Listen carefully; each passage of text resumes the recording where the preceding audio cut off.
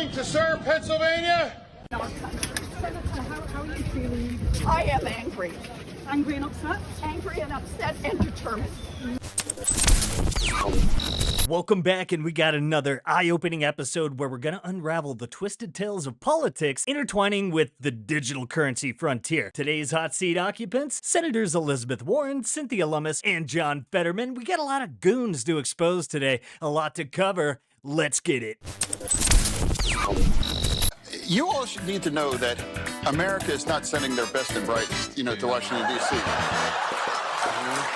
Oh, the great irony. While Bitcoin advocates envision a decentralized financial future free from bureaucratic red tape, certain politicians seem more invested in misleading narratives. Case in point, the Wall Street Journal's recent Bitcoin report that was cited in Congress and was totally fraudulent. Let's get into it. All right, now this article is from The Hill explaining everything. Here we go. Earlier this month, Israeli law enforcement successfully located and froze multiple cryptocurrency accounts that Hamas had used to solicit donations. Israel then funneled the assets into its own treasury, the same treasury that is funding the war to wipe Hamas off the face of the earth. The terror organization scheme backfired badly, and this wasn't even the first time it had backfired this year. In April, Hamas begged supporters to stop sending donations via Bitcoin. Specifically, in a surprise press statement, it announced it was suspending Bitcoin donations to ensure the safety of donors and protect them from any harm. The terrorist network cited the intensification of prosecution and redoubling of hostile efforts against anyone who tries to support the resistance through this currency as the logic behind the decision. So what happened? Isn't Bitcoin ideal for money laundering? Isn't it the preferred currency of terrorists and criminals the world over, according to Elizabeth Warren? Well, quite the opposite. Hamas discovered all too late that making illegal transactions in Bitcoin is a financial suicide mission. That's because the open, transparent nature of the blockchain is a panopticon for intelligence agencies, allowing them to track transactions in real time with a speed and precision that would be unthinkable in the world of fiat. Here we go. Unlike paper money or computer files, the Bitcoin blockchain is permanent, transparent, and immutable. This means that each transaction, whether it's worth a few cents or millions of dollars, becomes fossilized in the time chain like a prehistoric bug in digital amber. And those fossilized transactions include every donation to Hamas ever made through this medium. All law enforcement has to do is connect a transaction with a wallet and a wallet with an identity, a task which in practice, it doesn't have much difficulty doing. And the big one, it is for that reason that illicit activity makes up a small fraction of transactions in the crypto space, about 0.25%. According to a study by analytics firm Chainalysis, that is an especially small amount when compared to the 2 to 5% of fiat currency transactions attributed to money laundering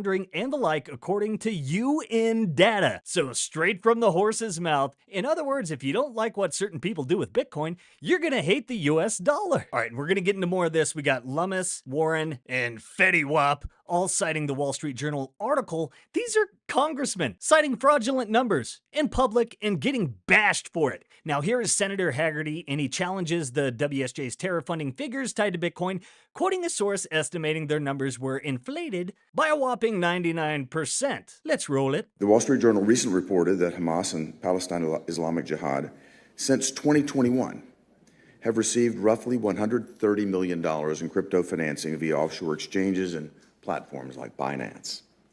It's important to note that these figures are disputed, and per independent analysis that was released just this week, could be overestimated by as much as 99%. The data analytics firm cited in this Wall Street Journal report has even disputed the estimates that were reported, stating that there is no evidence to suggest that Hamas fundraised anything close to this $130 million reported. Make no mistake, any such funding is unconscionable and should be addressed in a thoughtful, targeted way in order to choke off these terrorists. But we should do this without pushing the crypto industry overseas. In this case, we need a scalpel, not a sledgehammer. The inflated figures in the WSJ's report were quickly debunked, yet the misleading narrative found support from our dear senators. So let's go ahead and dive deeper into this murky political plot against Bitcoin, shall we? Yeah, good old Liz, touted as the defender of the common folk, now appears to be spearheading her anti-crypto army. Why this sudden villainy against a technology aimed at financial empowerment? Is it ignorance, malice, or just good old political maneuvering? We have to remember there are a lot of things that come within this crypto world. So for example, we could be talking about, instead of Bitcoin, we could be talking about digital currency. Now that's something very different. I think that's different too. I buy that. I accept that. That's right, because that's a government-backed electronic transfer. And it can be denominated in dollars, it could be denominated in euros, it could be denominated in some new language that's made up. But that has something that backs it up. It has a government that says, if at the end of the day there's a run on this stuff, everybody wants theirs out, the United States government promises there will be something to back it up. And that's what banks are about. There'll be somebody there to back it up. But with Bitcoin, that's not the case. Then we got old John Fetterman, who, despite the clear benefits of Bitcoin's technology, seems to be riding shotgun with Warren on the anti-Bitcoin bandwagon. Hey, just a reminder, guys, remember, they're not sending their best and brightest to Washington. Here we go. Why didn't Hamas use its American Express card to finance that awful terrorist? Why? Why wouldn't they use their Amex or PayPal? So actually, they are using bank accounts and credit cards and payment cards. I know that firsthand.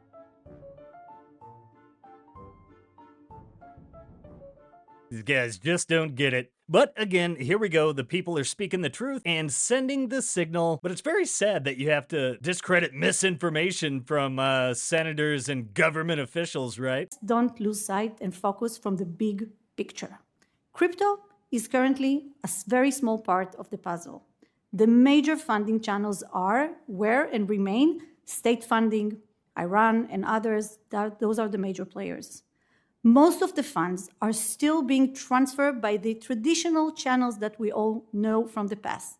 Banks, money transmitter, payment system, hawala, money exchange, trade-based terrorism financing, charity, cash, shell companies, and crypto. The effort should be global and focus on imposing global sanctions on Hamas and their sponsors, as was the case with ISIS.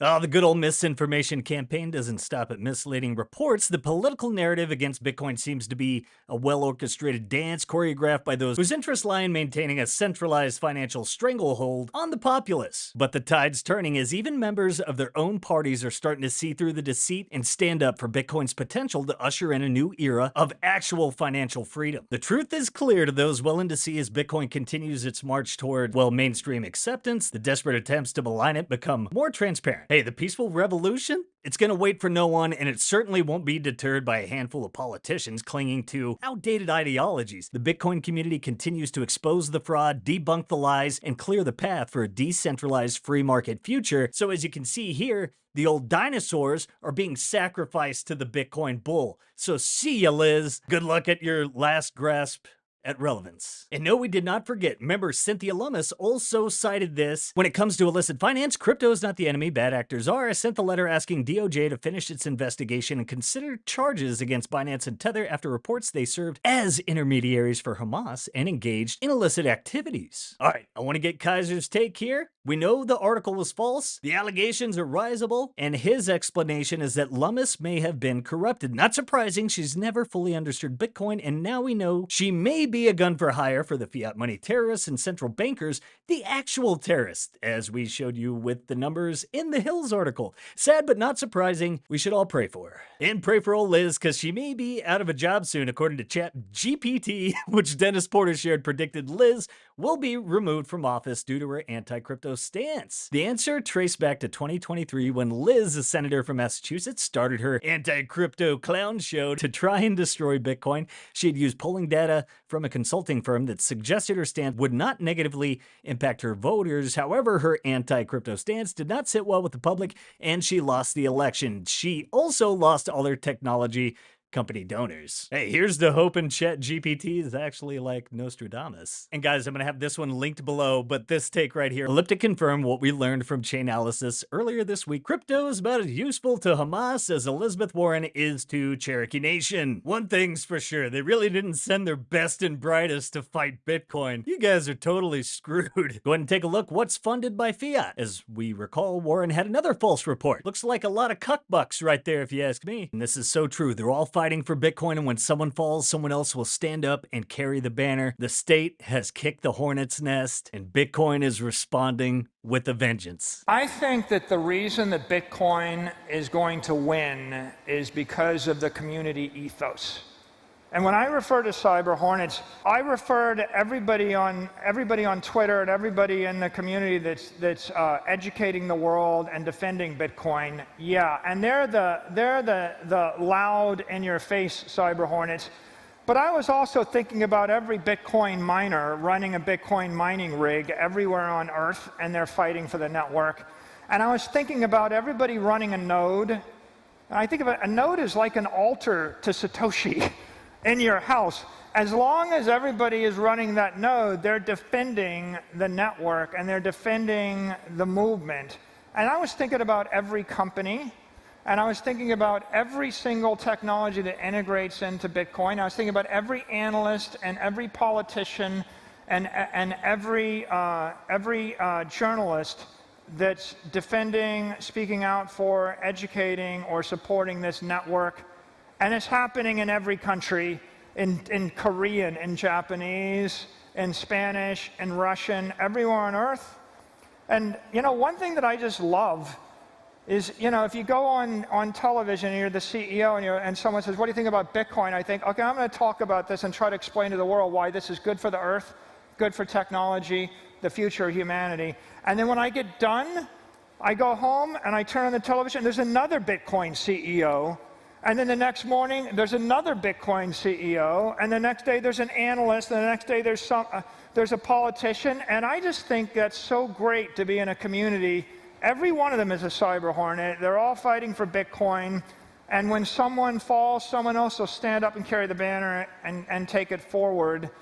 And I don't think you can say that about anything else on this earth. Hey, and we know history is rife with examples of the state taking people's personal property. Make sure you're securing your Bitcoin the right way, and no better place to get started than the Bitcoin Way. Your IT team in the Bitcoin world, Simply Bitcoin Originals, are powered by the Bitcoin Way. They are currently promoting their privacy-focused collaborative custody. But hey guys, wherever you are in your Bitcoin journey, the Bitcoin Way can help you with wallet nodes, inheritance planning, accepting Bitcoin payments, as we mentioned, multi-sig, collaborative custody, and more. They've got you covered. Schedule a free 30-minute call today using that link below. Guys, don't forget to like, subscribe, share the Sound Money Gospel. We got more coming at you tomorrow, so set those notifications. Follow us on Twitter, where we're dropping all the breaking news, and we will be your guide through the separation of money and state. And man, we've had some awesome bullish developments recently. Be sure to check those out, and we'll be coming in hot tomorrow. Hope you're having a great weekend. Peace.